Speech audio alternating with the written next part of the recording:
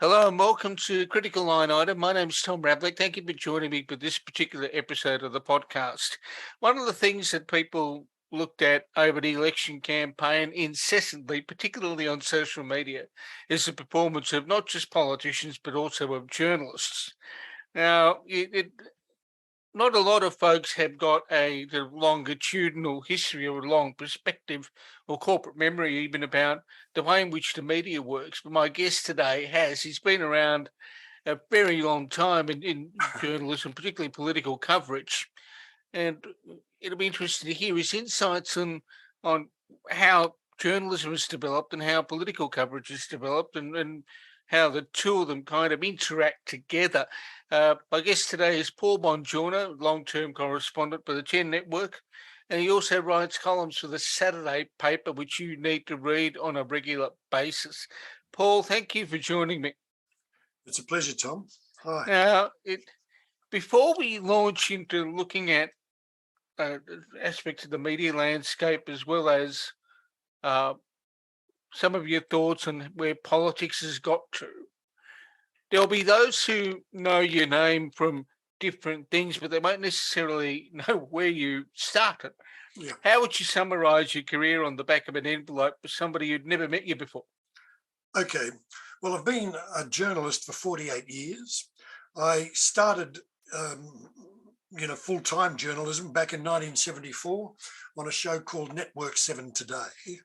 And over the next 48 years, I worked at 7 for about just under a year. And the show I was working on was closed down. And a guy called David Hill, who famously went on to help Kerry Packer launch his version of cricket, etc., was in the newsroom at 7 Melbourne. And he'd done a stint at Wollongong, Win 4. And when our show closed down, he said, look, I'll give my mate, the editor at Wollongong, a call to see if he's got a position for you. And they did. They just had a journalist leave and they had an opening. And David Hill said to me, which was very good advice back then, he said, look, it'll be great for you to go up to Wollongong because it'll be a real apprenticeship in television journalism for you, because I'd come to television journalism in 74, having left the Catholic priesthood as a very young and wet behind the ears Catholic priest, but I had done media work for the Catholic Church on radio and television. And I used some of those contacts to get my first job in television news in Melbourne. So up to Wollongong I went, and for 4 years I worked in that newsroom. It was a real eye-opener for me because in those days, the Federated Ironworkers Association had something like 50,000 members working at the steelworks. I'd had my first upfront personal experience of unionism and radical unionism at that time, both in the steelworks and on the wharves at Port Kembla. And I learned the trade. I learned how to chase ambulances. I learned how to write scripts. I learned how to put bulletins to air. And after those 4 years there, I got a job through contacts in the industry by then at Channel 10 or TVQ0 or TVQO up in Brisbane, the affiliate of the O10 network in those times. And I went up to Brisbane, and I was in Brisbane for 10 years. And they were the last 10 years of Joh Bjelke-Petersen, the Premier of Queensland, the Premier of probably one of the most corrupt state governments Australia's managed to produce. And while I was up there, I won 4 Walkley Awards for investigative journalism because my news editor, Des McWilliam at TVQ, thought that this would be a way, to build ratings. So we did quite serious and very expensive investigative journalism. I can remember the chief executive of Channel O at the time saying to me, Bongiorno, I've just spent over $100,000 on legal fees for this story we've just put to air and have been sued for over $1 million for, and we didn't move the ratings 1 point. So anyway, so at the end of 1987, the 10 Network had a vacancy. In fact, it had a very big vacancy at its Parliament House Bureau in Canberra. I'd spent the last 7 years being the state political editor for Eyewitness News up there, and they asked me would I go down and take over this role in Canberra? And I said, yes, I would. And down I went. There were a few crossed wires, and unbeknown to the news director in Sydney, Frank Lowy, who owned the network at the time, had managed with a few bucketfuls of money to get Kerry O'Brien to come and do the role. So I arrived in Canberra to find out that I was no longer the political editor, but was working with and under Kerry O'Brien, which I must say I welcomed, because it gave me a chance to put my feet under the desk, as it were. And that was the beginning in late 87, but the beginning of 88 of my long and continuing period in the Parliamentary Press Gallery. I retired full-time from 5 years ago. I still have a relationship with the network, but since then I have become, as I joke when I talk to the odd the Liberal MP, I say I'm one of your constituents now. I'm a small business person, Paul Bongiorno Incorporated, and I have a regular column every week for the Saturday paper and a regular podcast with them, with Schwartz Media, called 7am. And I also have a weekly column with an online news site called The New Daily, which, when Bruce Guthrie approached me 4 years ago to write a column for it, I hadn't heard of it. It's funded by the big union super funds, and it's a very serious online 24/7 news operation. It has 1.7 million subscribers and is doing great work. So that sort of, all of that keeps me pretty busy. And so now I don't say I've retired, I've repositioned. And of course, one of the problems when I was at the head of the news bureau, basically you work 24/7, because while I was there for almost 15 years, I was the presenter and executive producer of the Sunday morning political program called Meet the Press. So between doing that and my daily news job, I was basically working 7 days a week, whereas now I only work 3 days a week, but keep my eye on everything for the for the other 4. Now let's go back to where this conversation began, because you mentioned your movement from the priesthood into journalism. Yeah. And it's an interesting transition. Hmm. The reason it's interesting to me is, how has that background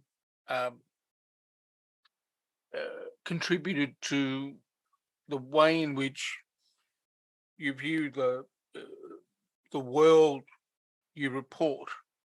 Yeah. Well, look, I have to say to you that, without being too theologically airy-fairy about it, but I studied for the Catholic priesthood under the Jesuits in Melbourne for 4 years, and then I went and finished my studies in Rome in 1966, and that was the immediate year after the Second Vatican Council, when the Roman Catholic Church had a good hard look at itself and opened, as it were, the windows to the contemporary winds, if you like. And the professors that taught me at the Pontifical University I was at, the Urban University, several of them were periti, or experts to the council. And the guy that taught me systematic theology had a worldview which, in a way, suited me very well for going into journalism, because his basic worldview is there aren't two worlds. There's not the supernatural and the natural. There's only the real world, and in the real world, you seek truth, and truth has a capital T on it, and truth is of a piece. So wherever you find truth, you're looking for ultimate reality. I don't want to go any further into that, but it's quite interesting.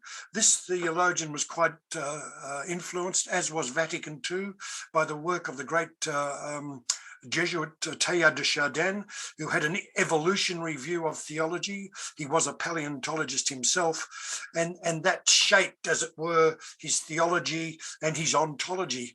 So I'd already been doing work for the Catholic Church in the media and found it quite attractive. And I thought, well, look, I've got to eat. I got to get a job somewhere. And having just completed 8 years of tertiary study, including a master's degree in theology in Rome, I didn't think I could, put it on my old man to help me out anymore if I went off and did a law degree or whatever. So I thought I'd better earn a living. And I thought maybe going into television news, given that I'd done, a fair bit of work in that area for the church, might be a good start. And John Stapp, the manager of Channel 6 in Ballarat, where I was working, ran his good mate Ron Casey at Channel 7 in Melbourne, said, I've got this likely cult. Have you got anything where you can fit him in? And he said, well, as a matter of fact, we have a vacancy for Network 7 today, which is a morning show. How do you like to be the Melbourne end of that? And I thought, I'd love it. Thank you very much. So that's where the cross section was. And I'd have to say to you that journalism is basically in the service and the service and the search for truth, which then goes down to broader issues, which of course I was steeped in through my, Catholic upbringing, and certainly my studies both in Melbourne and in Rome on Catholic social justice. And that naturally flows into looking at a range of issues which you would touch on. Yes. Now, truth with a capital T, Paul, is an interesting concept in the world that we exist in now. You started in journalism back in the 70s. 1974, Gough Whitlam was still the Prime Minister. We used to interview people like Frank Crean, his treasurer. But when we, this is probably a good way to segue into the media question. Yep. To what extent do you think the search for actual truth has been cast aside for want of a better word, for entertainment? That's a very complex question, Tom. And there's a multi-dimensional way of looking at it, as there is, of course, on all things. First of all, journalism is about communication of the truth you find or you're reporting. That's the first thing. But we live in a commercial world, and my whole career in journalism has been in the commercial world, commercial television, and now writing for the New Daily and the Saturday paper. They need advertisers to keep them going, and to attract advertisers they need an audience, and to attract an audience they've got to present stuff in a way that excites people's interest. Marshall McLuhan, the great, what would you call him, philosopher of communication, the medium is the message. He wrote once that people are best informed or educated when they're entertained. And he likened the stained glass windows of the medieval cathedrals as ways of communicating in those days the biblical stories, the stories of the Christian faith, because the people would come in and the people in the Middle Ages that would come in, they were basically illiterate and would marvel at the play of light through the stained glass windows, teaching them something about their religion, for example. But that same principle applies today. For example, if Charles Dickens wrote boring books, he'd never be one of the greatest writers in the English language, or Shakespeare more sublimely. So from that point of view, you do need journalism that is lively and that communicates, and that therefore can be monetized. I mean, I don't think we should look down our noses at any of that. But then it comes to what you're getting at, is the truth. Now, there has without a doubt been an evolution in the way in which the media works, and we can perhaps go into this in more detail. But media proprietors have to look for business models, business cases.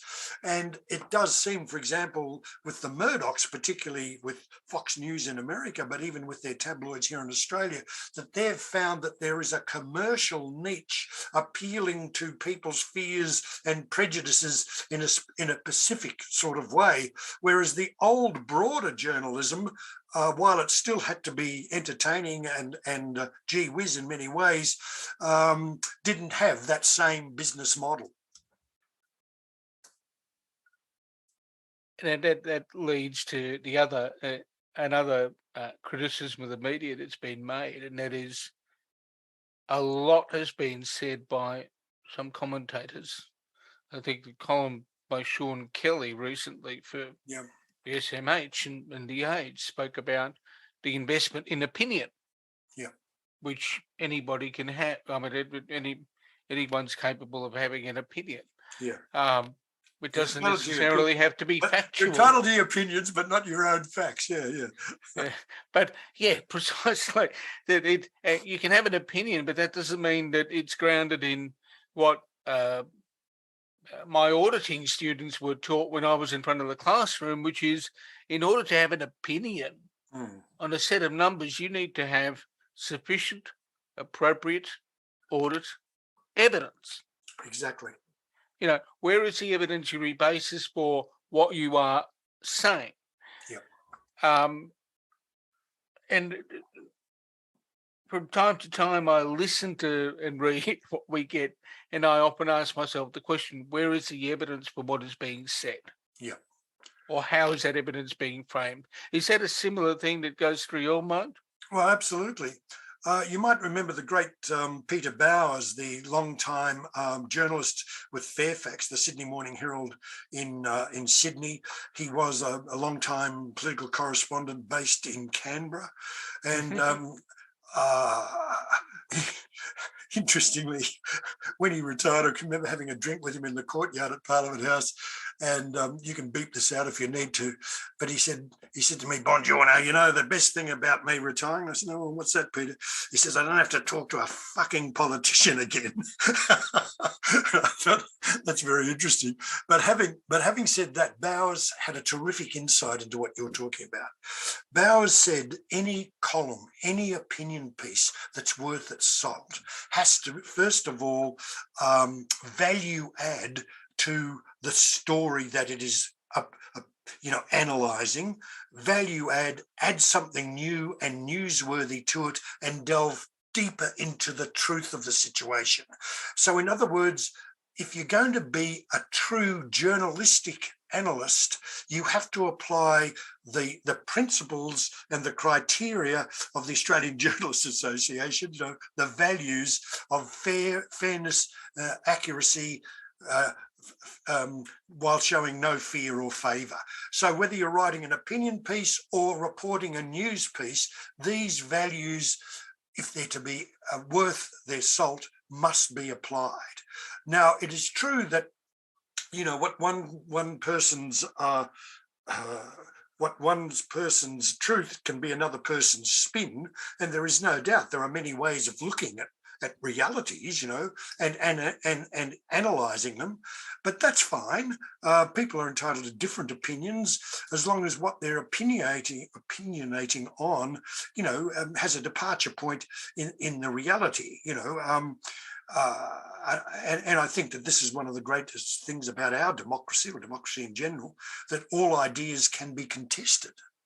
And we can't get away from that.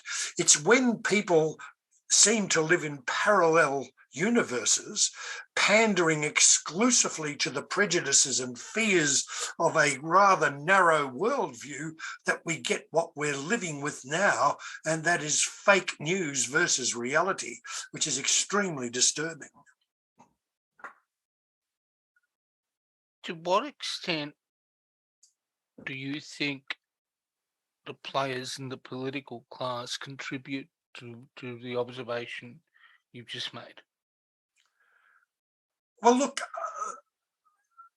they contribute in a big way, because what they're doing, especially our major political players, they spend fortunes on market research. They see themselves as commodities. They see themselves as how can we sell something and how do we best sell it better than our competitor. And if you can press certain buttons in a certain context to do better, to attract support, well, then you'll do it. And the big question now is from what departure point?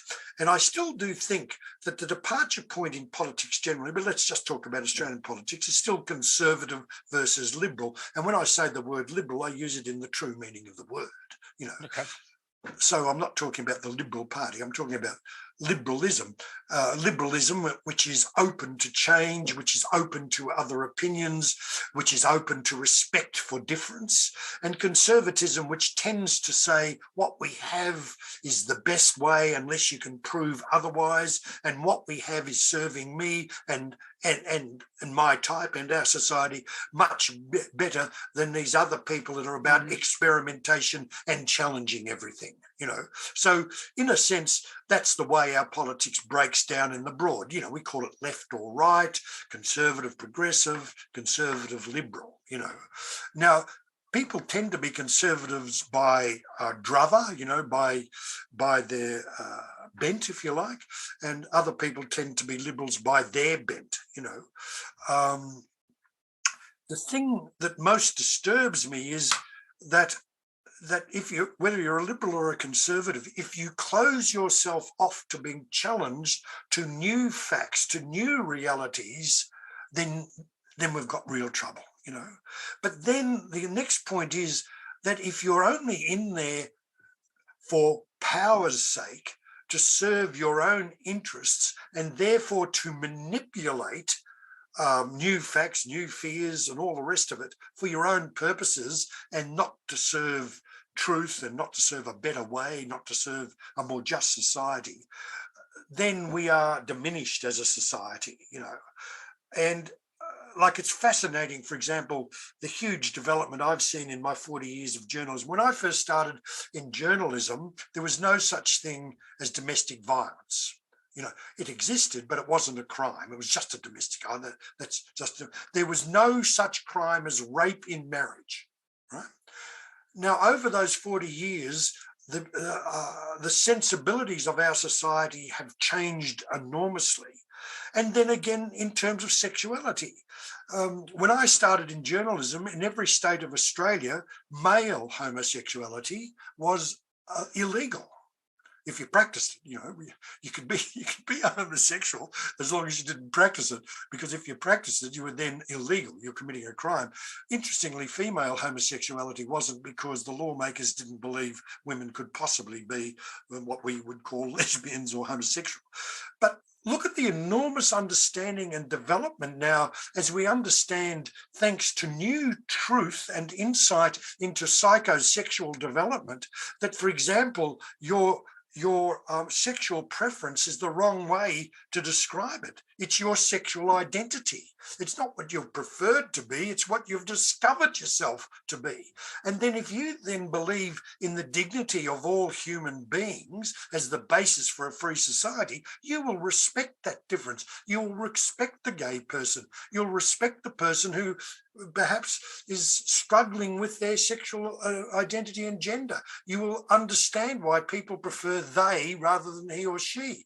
Now, what I've just said to you now would be considered in some circles as extreme liberalism that has shut the door to the absolute truth as found, for example, in a narrow interpretation of the Bible. You know what I'm saying to you? Yep. You know, but the fact is, what I've just said to you, I would submit, based on, for example, the success of the same-sex marriage plebiscite, is basically the zeitgeist of contemporary Australia. Which is interestingly, you should say that, because we're entering into a broader discourse now, looking at the constitutional recognition for First Nations peoples, Aboriginal and Torres Strait Islanders, and that debate in its own right is starting to simmer. Yes. It hasn't got to boil yet. No. but it's beginning to simmer, and we can start to see some of the divisions that are going to uh, get amplified Yes. as we get closer to the referendum. How are you observing those initial movements as someone who's seen referenda Yeah. succeed and fail before? Right. Well, first of all, we can't get away from the broader political context. The referendum is being proposed by a Labor Prime Minister, and the Liberal opposition, his political competitor, has adopted a wait and see attitude along the lines, I am convinced, as an innocent bystander, looking for, is it in our interests to go with this, or is it in our interest to go against it? Now, if you can believe all the opinion polls at this point of time, it would clearly be in Peter Dutton, the leader of the opposition's interest, to go with it. A poll the Australia Institute put out last week showed that 65% of all Australians support yes for the voice, and 56% of Liberal voters say, they were asked, would you vote yes? And they said, I would vote yes. So that seems to be the starting point. But as you say, before the naysayers get really busy. Now, so the disturbing thing about all of that is, as we saw in the 1999 Republic referendum, people can drag all sorts of dead cats across the table. People can confuse, people can play on fears, people can play on prejudices with a wink and a nudge. And, I agree with you, we're beginning to see some of that. For example, it's already being described as racially divisive. And we've even got some Aboriginal people on the right claiming that, whereas basically, we're not talking race, we're talking there were a people here in Australia long before our ancestors arrived on the First Fleet who had, if you like, prior possession and ownership and were dispossessed in a cruel and bloody way. And what we are doing is we want to recognise this foundational injustice and address it as best we might. Now, whether these people were black, white, brindle or yellow, they were people and they were here, and their descendants are still here as well. So what we're asking for here is, as it were, value adding to our nation, really, as a nation of justice and equality, and we're asking people to come along in that enterprise. Now, we're also saying, yes, these people have a special place given their historic ancestry, and they are still, given the fact of what's going on in Aboriginal communities, particularly in Western Australia, Northern Territory, and remote parts of Queensland, but even down in parts of New South Wales, there are real issues here that need to be addressed, and they're saying we want to have an input into the way in which our governments address it. And I can't see how that in any way threatens me as an Australian of European heritage. The interesting thing is that how do we report the differences of opinion within the First Nations communities? Now, it might be a bizarre question for you and I to discuss, given our sort of European background. Yeah. But how do you report that without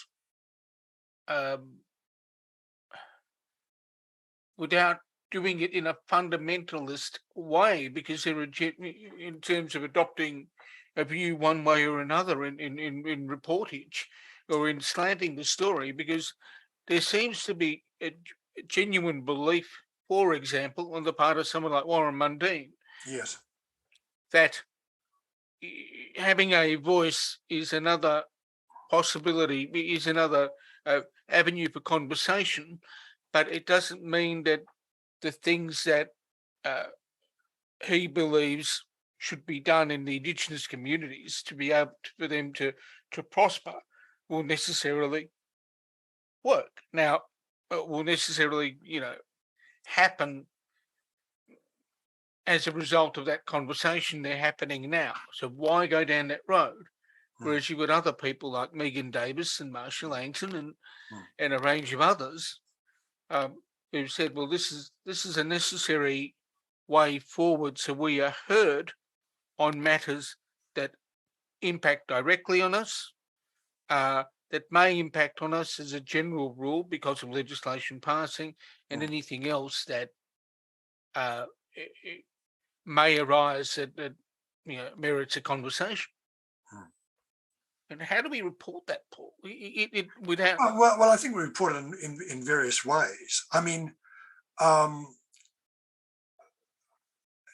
at one level, in a 5-minute radio news bulletin, if look, for argument's sake, Mundine comes out and says something, well, you can say, well, but Marcia Langton said this today, but Warren Mundine, disagrees and says that. The difficulty then comes down when you are assessing what Langton says or what Mundine says, when you come to write analysis or speak analysis or appear on the drum or write for the Saturday paper on the issue. And as we saw in recent times, when Peter Fitzsimons for the Sun Herald in Sydney interviewed Jacinta Price, the Aboriginal senator from the Northern Territory. And I read that piece and I was quite fascinated by it because I saw, for example, there was some dissonance in her views, and also I saw that she was struggling in one sense. The way in which she resolved her own identity crisis and belonging was in one way was in a real way for her to opt for her Price side rather than her Aboriginal side, and say that where we are today and Aborigines should get this is as a result of the great benefits that Europeans brought. Well, the point about this is that you don't need to have your European side and your Aboriginal side against each other to have the sort of recognition that the voice is seeking. The other thing that annoys me beyond belief, and I notice whenever I dare to go anywhere near it on Twitter, for example, someone who I would describe as racist, I don't know who the hell they are, they had some sort of handle which didn't amount to anything, but they said, after 60,000 years, what did the Aborigines give us? And he put up a didgeridoo and sticks, compared to a symphony orchestra. Well, look, we're not here evaluating what the 60,000 year culture has or has not done. What we're evaluating is the dignity of the human beings that belong to that culture. Now, all culture needs, and we've discussed this already, for example, in the attitudes to sexuality and even sexual crime, it evolves. All living culture has to change and grow. Otherwise,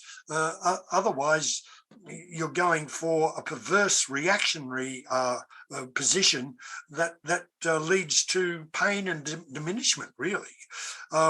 So for a start, right there, we've got one of the difficulties. And how the hell do we make that distinction that I've just made to you? We're not asking you to evaluate whether Aborigines were primitive or not. We're, in our terms, in cultural terms, we're asking you to evaluate, were they human beings with rights?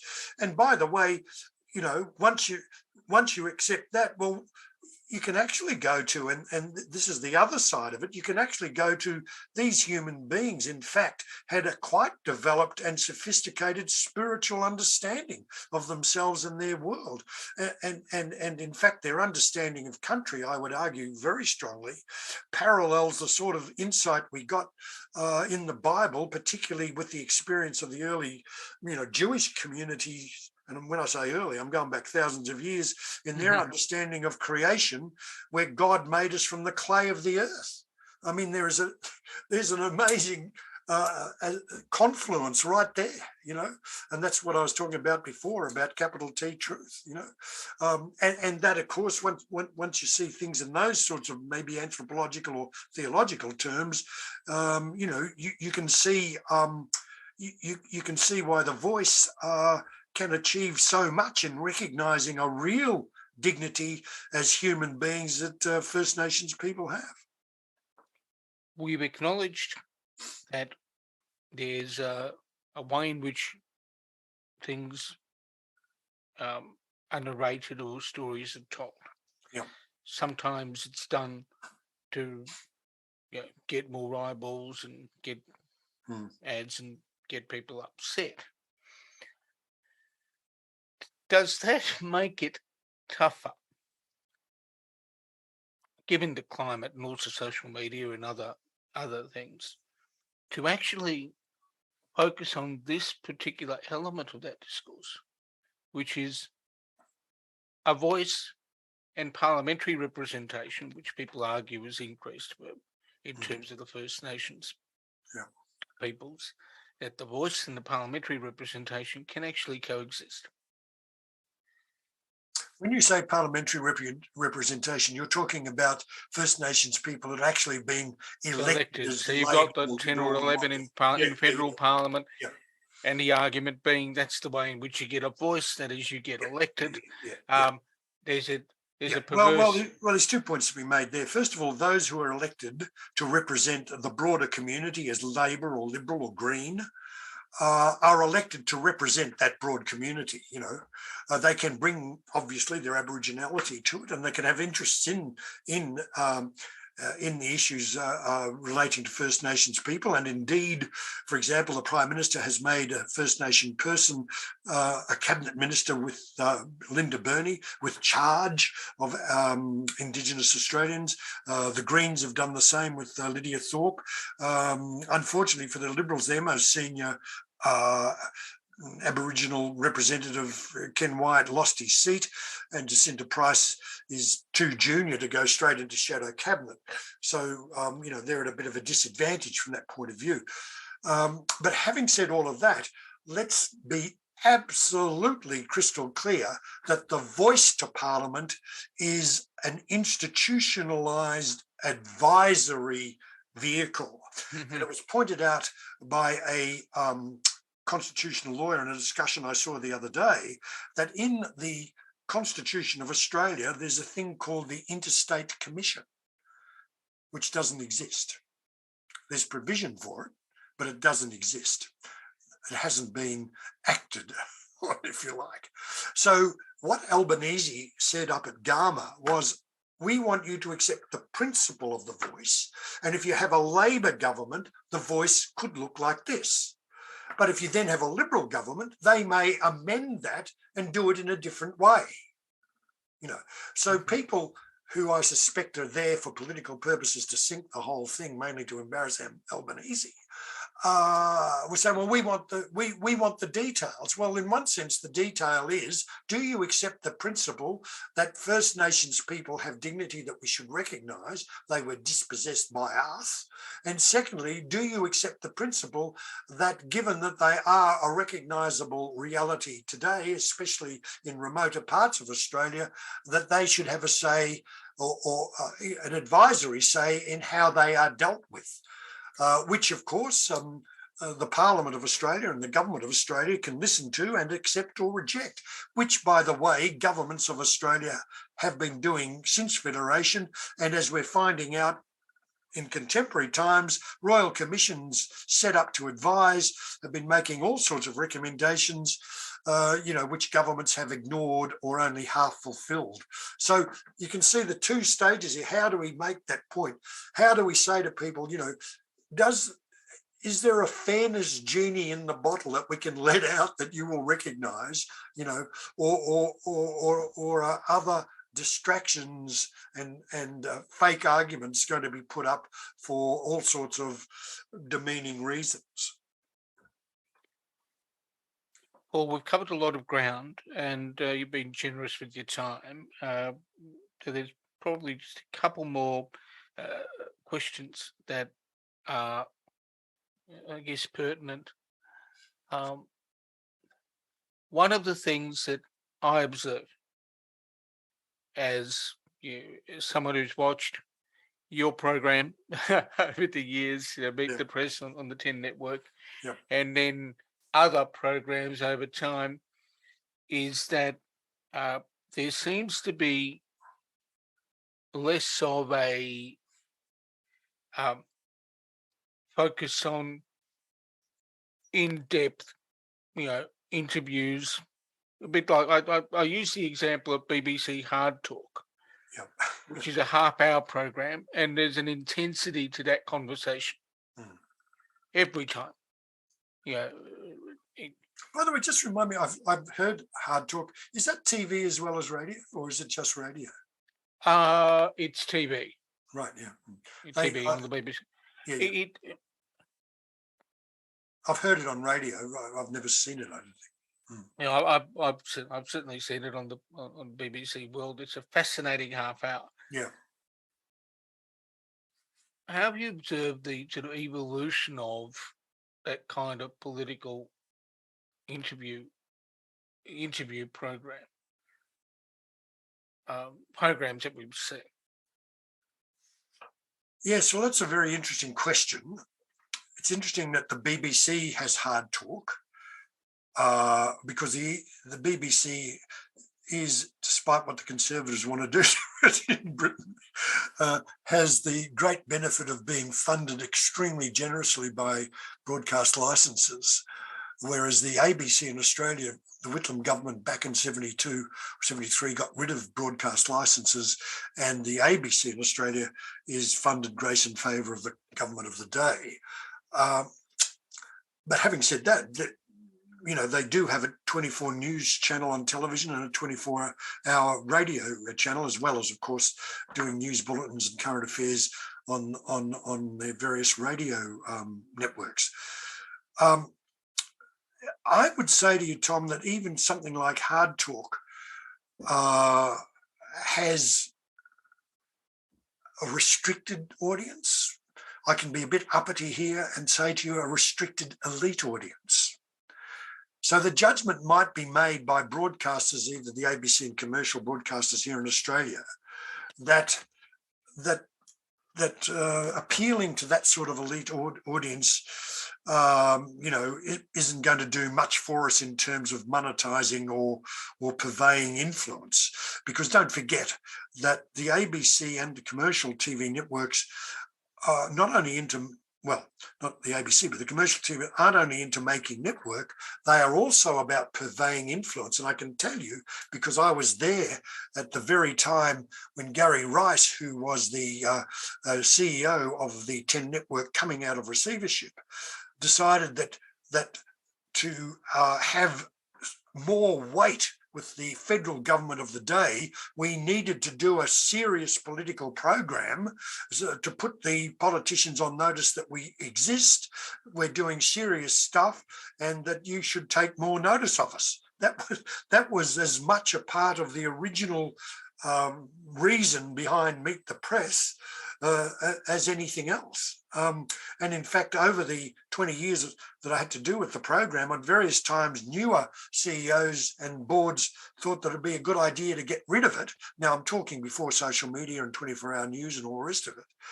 And I was able to remind the board and to remind the CEO that Meet the Press play its niche. It's worthy, but it plays an extremely important role in showing the government and the federal politicians of the day that we're a serious vehicle and we should be taken seriously, so that when we come to make submissions about legislation or regulation in regard to broadcasting and all the rest of it, you mightn't want to be so quick to make us very, very unhappy. This is so that's so that's a bit of a reality check there. And you might remember that Meet the Press at the time was up against the excellent current affairs show that Channel 9 had for years called Sunday. And one of the key elements of the Sunday program was the Laurie Oakes political interview. Mm-hmm. And for years it was Oaks on 9 and Meet the Press on 10 for most of its life with me as the host, fighting every week to get, the key interviews. And it was as a result of the sort of influence and the sort of standing that Meet the Press and Sunday had that the ABC thought, shit, we better get on board. And then Barry Cassidy, who, by the way, came back being a house husband in Washington to Heather Hewitt, who was the ABC's Washington correspondent. He came back, he got a job in the 10 Bureau with me. And he spent his 2 years at 10 being the host of Meet the Press. I took over from him as host. And then when he went, when Heather went to Melbourne, he went down, left 10, went to Melbourne, and he sold the idea of insiders to the ABC, making the sort of arguments I've just made to you. The interesting thing with 10 now, I actually miss that format. In the context of having journalists also ask questions of the politician, Paul. Yeah. It doesn't happen in other formats, whether it be insiders, whether it be Agenda on Sky maybe, or even what News News 24, the TV news channel of the ABC generally has one-on-one interviews, doesn't have panel interviews. Yeah, it's something that when you talk to, I've spoken to people about that, and they said, "Oh, but it cuts the flow of the interview." Well, no, but Bongiorno did it for years, and it didn't seem to. Yeah, that's right. Well, that comes down, I mean, we gained experience over the years, and what happens is that you sit down with the panel in the green room and you basically plan out and where you're going to go with the interview, and you make the point that if someone's on a roll, you let them stay on that roll, and we mainly achieved that. Occasionally you'd be frustrated when someone else jumped in, but that added to the frisson. Yeah. What just finally, Paul, one of the biggest issues that I often get asked about. It's not. I mean, it's not world shattering, but occasionally people ask me what I read or what I do to stay up to date. And my advice to people is, wherever possible, don't boycott an organisation. Be selective with what you read and what you watch. Because by boycotting something, for example, there are people who won't watch Sky in a fit, even if they could listen to it for free on iHeartRadio, which you can, because it's a Murdoch organisation. What's your advice as a final wrap-up, to wrap this conversation up, to people who are looking to better understand the world they're in from a political standpoint? Yeah, well, that's a very interesting question, and it is true that the more input you get, the more you're able to evaluate, the better position you'd be in to evaluate. But I can tell you now that I've no longer have my media paid for by my employer. I mean, when I was the bureau chief at 10, we were spending $300 a month for me to get every newspaper in Australia. Well, people can't afford that, and now, for example, I do subscribe to Foxtel, even mainly to get access to Sky, and by subscribing to Foxtel, I also get access to CNN and BBC World, as well as Fox News in America. Well, of course, these days, and there was a report yesterday on this. You don't have to subscribe to Foxtel anymore to get access to all of those, because they're all, streaming, and the streaming services tend to be cheaper than Foxtel. Yeah, they've got it all on Flash now, which I think is $8 or $10 a month. Yeah, that's right. So it's cheaper and more accessible. But look, generally, like for example, in my own habits, I pay for the Canberra Times, the Sydney Morning Herald, and the Australian, and I watch for example, Sunday Agenda, which I think is excellent. And I watch afternoon news agenda on Sky, which I also think is excellent. I honestly, at times, dip in and out of Sky After Dark, and they're not serious.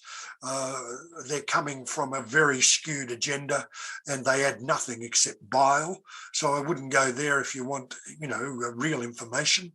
And of course, I do watch and listen to the ABC. So and because I'm a working journalist still, I'm on the mail out lists for the Prime Minister, the Leader of the Opposition, all the ministers and the shadow ministers.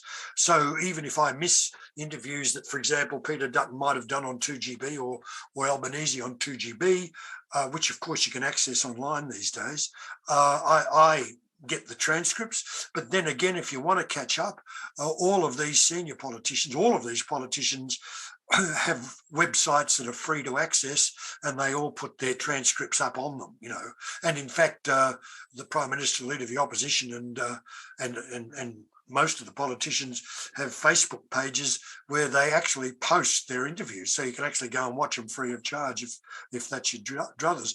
But in other words, it's up to you how well you want to be informed. And in principle, I agree with you. I mean, I actually agree that if you're going to be well informed, you need to know the arguments being mounted by all sides, including, for example, Mundine and Jacinta Price, including Peter Dutton and all the rest of it, so that you know the lay of the land. Especially if you're going to vote on something like a federal election or a referendum. Yeah, well, that's right. By the way, I did notice that in the latest analysis of the federal election, something like 60% of people still said that they got most of their information on federal politics from watching commercial television news. So despite the fact that we now have social media and many other platforms, that was an interesting finding. And of course, the other thing to say to you is all the commercial television networks, like the ABC, are these days multi-platform anyway. Paul, you just said earlier, you've been generous with your time this afternoon. Thank you so much for sharing your experience and your perspective on how journalism and politics kind of mesh together, and then hopefully there'll be folks who listen to it that start to broaden their horizons as well. Thank you. Well, thank you, Tom. Thanks for putting up with me for a whole hour. Okay, sure. Thanks.